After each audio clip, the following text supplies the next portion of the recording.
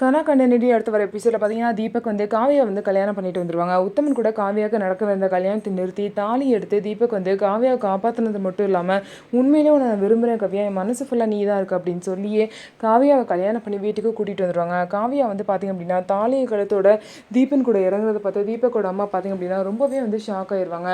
அதுக்கப்புறம் என் பையன் வந்து தாலி கட்டிட்டா இவளை வந்து நான் மருமகளாக ஏற்றுப்பேனா, என் பையன் நான் இப்படி மயக்கி இப்படி பண்ணிட்டேன்னு சொல்லிட்டு காவியாவை ரொம்பவே மோசமாக திட்டுவாங்க. காவியா வந்து நான் ஒன்றும் உங்கள் பையனை வந்து கூட்டிகிட்டு போக ஒன்றும் வரல, உங்ககிட்ட உங்கள் பையனை ஒப்படைச்சிட்டு போக தான் வந்திருக்கேன், உங்கள் பையன் ஒன்றும் எனக்கு தேவையில்லை, நீங்களே வச்சுக்கோங்க அப்படின்னு சொல்லிட்டு காவியாவும் அவங்க அம்மா கிட்டே பேசுகிறாங்க. இதுக்கு நடுவில் தீபன் வந்து மாட்டிக்கிட்டு முடிக்கிறாங்க. தீபன் பார்த்திங்க அப்படின்னா, இந்த மாதிரியா காவியா மேலே ஒரு தப்பும் இல்லைம்மா, அவளை எதுவுமே திட்டாத, நான் தான் காவியா மேலே ஆசைப்பட்டு தான் நான் தான் வந்து காவியாவை கல்யாணம் பண்ணிக்கிட்டேன்னு சொல்லிட்டு தீபக் எவ்வளவோ அவங்க அம்மாவுக்கு புரிய வைக்க ட்ரை பண்ணுறாங்க. ஆனால் அவங்க அம்மா புரிஞ்சிக்கவே மாட்டுறாங்க.